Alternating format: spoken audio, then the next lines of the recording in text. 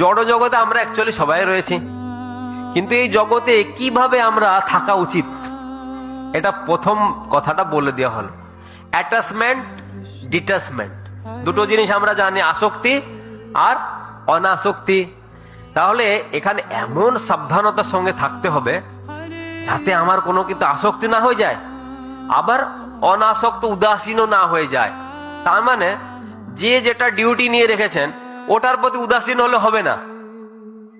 যার যেটা দায়িত্ব আছে, যে দায়িত্ব নিয়েছেন সেই দায়িত্বতে তার আসক্তি থাকতে হবে প্রয়োজন অনুসারে, ঠিক আছে? বেশি আসক্তি নয়, বেশি বিরক্তিও নয়, ব্যালেন্স করতে হবে। এইটা আমাদের গীতা শিখাচ্ছে। যদি ডিসব্যালেন্স হয়ে যায় তাহলে কেউ হয়তো সুইসাইড করবে, কেউ হয়তো পাগল হয়ে মাথায় ছিট হয়ে উঠে যাবে, হ্যাঁ, বিভিন্ন ধরনের ইফেক্ট হতে পারে, হার্ট অ্যাটাক বর্তমান যেটা বেশিরভাগ হচ্ছে। তাহলে ভগবান হার্ট অ্যাটাক থেকে সাবধান করে দিচ্ছেন যে কি করলে আপনি আর হার্ট অ্যাটাক হবে না, কি করলে হবে না।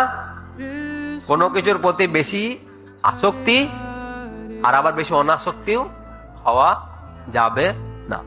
এটা হচ্ছে সমতা।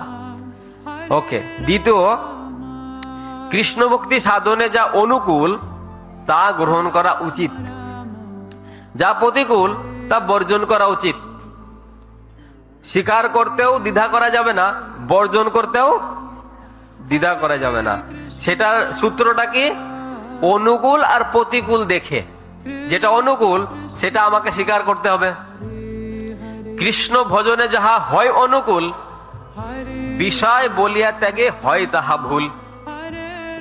কৃষ্ণ ভগবানে আমরা দেখি লেখাপড়া শিখতে গেলে বা কিছু চাকরি টাকরি করতে গেলে, থাকতে গেলে আমরা একটা অনুকূল পরিস্থিতি সবসময় খুঁজে থাকি, হ্যাঁ কি না?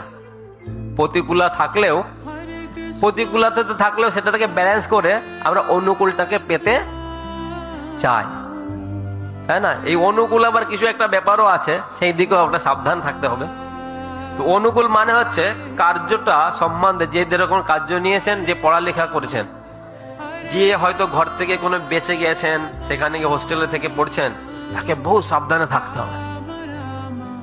সেখানে কিসের জন্য যাওয়া হয়েছে, কি বাবা মা আমাকে ঘর থেকে পাঠিয়েছেন, টাকা পয়সা ইনভেস্ট করেছেন, জানে আমি ওকে ভালো উচ্চশিক্ষিত ডিগ্রি লাভ করে গিয়ে আবার বাবার কাছে ফিরে যেতে পারি।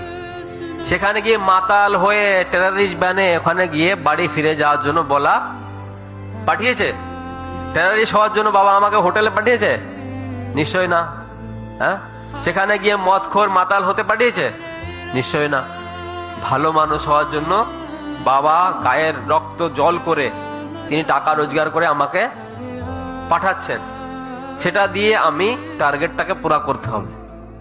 সেই জন্য আমাকে একটা উপযুক্ত অনুকূল পরিস্থিতি খুঁজতে হবে, তাই কি না?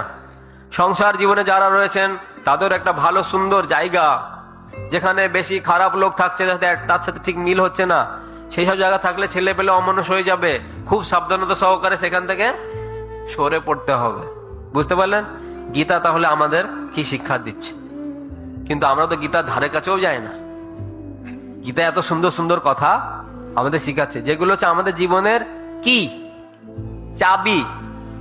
হ্যাঁ, এইটা আমাদের বুঝতে হবে। তাহলে অনুকূল বিষয়টা আমাদের শিখতে হবে।